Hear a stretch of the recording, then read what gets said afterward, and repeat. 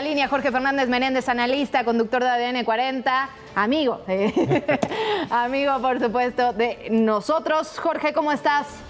Muy buenas tardes, Luciana, Alejandro, es un placer estar con ustedes con estos temas tan trascendentales para lo que está ocurriendo en el país. Bueno, ¿y hasta dónde puede llegar esto, Jorge? Independientemente, hay dudas de si se entregaron, si fueron detenidos. No sé, tú eres un periodista que domina la fuente. No sé si tú tengas información más precisa en torno a cómo se da que queda él ya bajo custodia, bajo vigilancia de la DEA en Texas. ¿Y qué trascendencia tiene, qué calado tiene para el combate a la delincuencia organizada y al tráfico de drogas, tanto en Estados Unidos como en nuestro país, Jorge?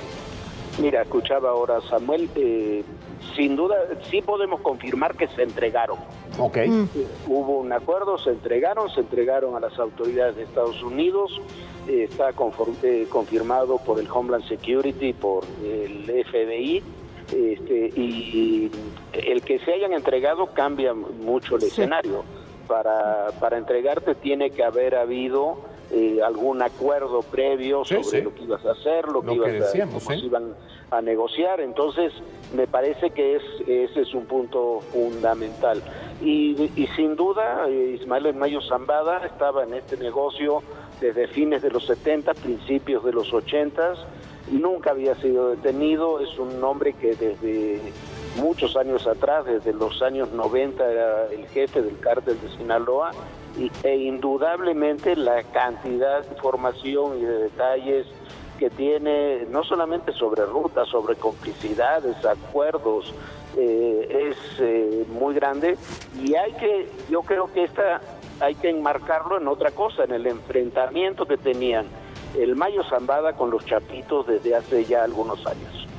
Jorge, déjame preguntarte, con esta información que nos confirmas que en efecto se entregaron, ayúdanos a entender cómo es la organización, porque entiendo que cuando hay un acuerdo con las autoridades uno tiene que entregar en efecto información y muchas veces de personas que estén por arriba de uno. ¿De quién podría tener información el Mayo Zambada que esté por encima de él, que sea tan atractiva como para negociar esta entrega y me imagino una reducción en la condena o algún tipo de condición que mejore su situación, digamos?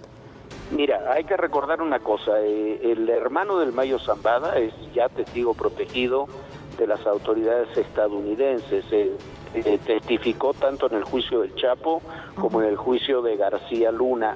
Uno de sus hijos también es testigo protegido de los Estados Unidos. Por arriba del Mayo Zambada en el mundo del narcotráfico no debe haber muchos, pero la cantidad de temas, de acuerdos, de complicidades de las que podría hablar el Mayo Zambada, la cantidad de cosas que podría testificar en un juicio estoy hablando del presente o del pasado inmediato, es amplísima. Entonces es una pieza, creo que la más valiosa que pueden tener quienes combaten el narcotráfico en estos momentos, y para Estados Unidos que se haya entregado, sin duda es un triunfo. Es por los golpes que han recibido golpes importantes, pero yo insisto, es sobre todo por una fractura del cártel de Sinaloa que se ha dividido prácticamente en tres: la parte de los Chapitos, que es la más poderosa hoy, la del Mayo Zambada y la de Aureliano Guzmán, el hermano del Chapo Guzmán, que son los tres que se están disputando el control del cártel. ¿Quiénes tiemblan en este sentido, diciéndolo figuradamente hablando, Jorge, ante la detención y la posibilidad de que el Mayo Zambada hable? ¿Quiénes estarían ahorita en una posición comprometida y quienes podrían ser el blanco de sus señalamientos, de sus acusaciones y pues de nuevas persecuciones de parte de las autoridades que tendrían ya claridad de nueva información?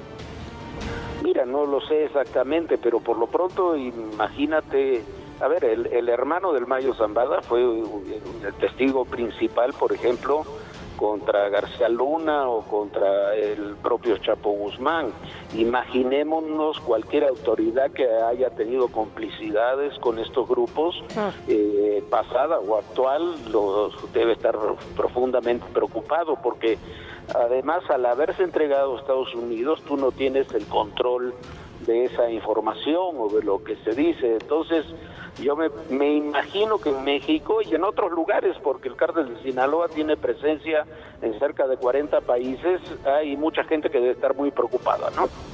Preguntarte también, Jorge, por esta otra persona que se entrega, suponemos también, a las autoridades en Estados Unidos, porque junto con el Mayo Zambada estaba el medio hermano de Ovidio.